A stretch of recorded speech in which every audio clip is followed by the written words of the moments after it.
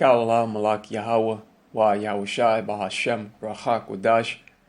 And double honors to the elders of GMS Ruel, blessings unto those men, and blessings and salutations to the Akim out there in truth, pushing his word in all sincerity and in honesty. With that being said, Shalom Israel, Barakatah. Today's lesson, the Ukraine War. And here I have an RT.com article from 11/29/24 that says, tens of thousands of Ukrainian troops have deserted. Entire units are walking away as forcibly conscripted soldiers refuse to take orders, the news agency has reported. Mass desertion is starving the Ukrainian army and crippling Kiev's battle plans as troops flee in their tens of thousands, the Associated Press reported on Friday, citing 2 soldiers who went AWOL, as well as lawyers and a dozen officials, most of whom spoke on condition of anonymity. Anonymity is a condition of being anonymous, and it's for witnesses who may be afraid to speak out. The article also says, it goes on to say, we have already squeezed the maximum out of our people. An officer with the 72nd Brigade told the American news agency, explaining why the problem became so acute. And acute, as you can see here, meaning that it's bad, difficult, or an unwelcome situation or phenomenon present or experienced to a severe or intense degree. The Prosecutor General's office lists more than 100,000 soldiers who have been charged over desertion, nearly half of whom quit this year alone. But the actual number is likely significantly higher, AP said. It may be as high as 200,000, one MP told the agency. In some cases, entire units have fled their frontline positions, it was told. If there's no end term to military service, it turns into a prison. It becomes psychologically hard to find reasons to defend this country, said one of the deserters, who was named by AP. He was charged shortly after being interviewed. And what's happening in Ukraine right now falls under the argument of cannon fodder. And cannon fodder, as you can see here, is defined as expendable soldiers deployed as food for enemy cannon fire when there is no hope of ultimately prevailing. Generals dispose of worthless soldiers by sacrificing them to the cannon. Cannon fodder is an informal, derogatory term for combatants who are regarded or treated by the government or military command as expendable in the face of the enemy. And when it comes to modern day warfare, it has changed dramatically upon the battlefield due to the technological advances of propulsion and of guiding systems. Now with the Russian troops using a new conventional intermediate range missile with the codename Oreshnik, the survival rate is slim because they're really accurate. Now all it takes is a few missiles of different blast radiuses to totally wipe out an entire army of soldiers. And these modern wars, along with their technological advances, have totally changed the way in which ancient wars were fought on the battlefield.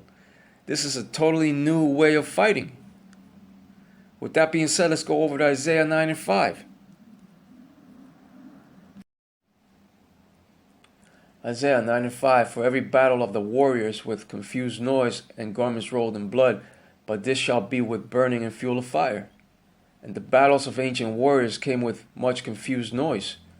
But in this modern time period, the confused noise that many shall hear will be with much burning and fuel of fire. The destructive noise of the missiles upon detonation shall be heard as they strike all their strategic targets. This is in reference to the missiles sweeping throughout the lands and consuming everything in its fiery path of destruction. This is the fiery second death according to the scriptures.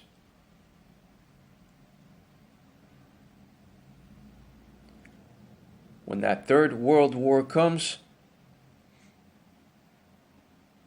that shall be the fiery second death, according to the scriptures, because it shall be a nuclear war. The sound of battle has begun in its first stages in the land, but it shall gradually grow and intensify from this point forward. There's too much tensions right now, heightened tensions. And the scripture of Jeremiah 50 and 22 has said that a sound of battle is in the land and of great destruction. And we are seeing those first steps unfolding right now.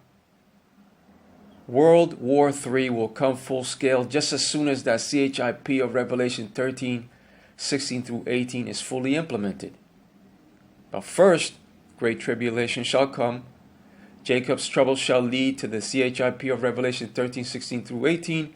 And afterwards, that destructive third world war cometh quickly.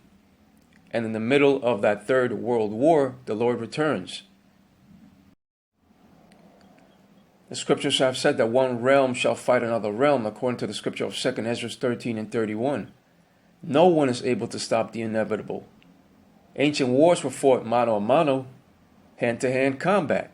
But today's modern warfare changes all that when it comes to their weapons of technology.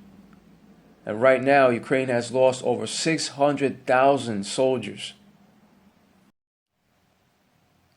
Here I have from wikipedia.org those statistics of Yuri Lutsenko, the former Ukrainian prosecutor general and member of the opposition party of European Solidarity, in which said on Ukrainian television, and this was said on Ukrainian television in January of 2024, that around 500,000 Ukrainian soldiers have been killed or wounded, and that about 30,000 were becoming casualties every month.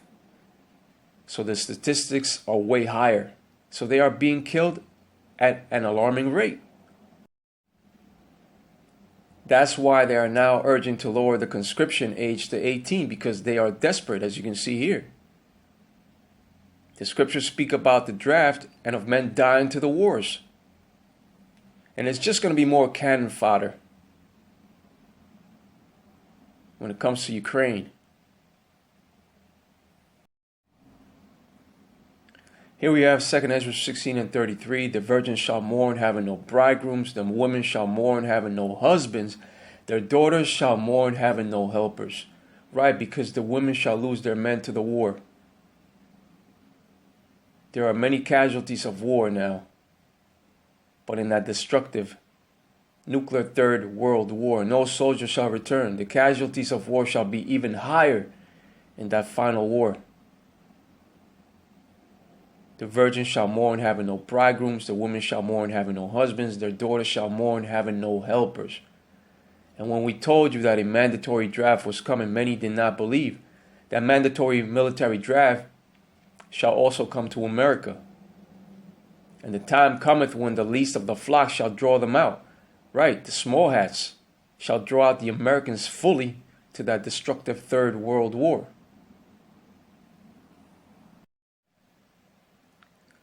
Right now, we are currently witnessing small wars taking place, also proxy wars, and we are also in the rumors of war. But make no mistake, as soon as that deceitful CHIP of Revelation 13 and 16 is fully implemented upon society, that third world war cometh quickly. And the scripture of Revelation 16 and 2 has also said that a grievous sore shall come upon the people taking that CHIP of Revelation 13 and 16, that grievous sore of cancer. Do not take it. In the war shall their bridegrooms be destroyed, especially in that third world war that shall come. On the day of that great or destructive war, no soldier will come home. Many women shall mourn in the wars over their deceased husbands. And those Ukrainian women are doing so right now. So are the Russian women in Russia. More so on the Ukrainian side.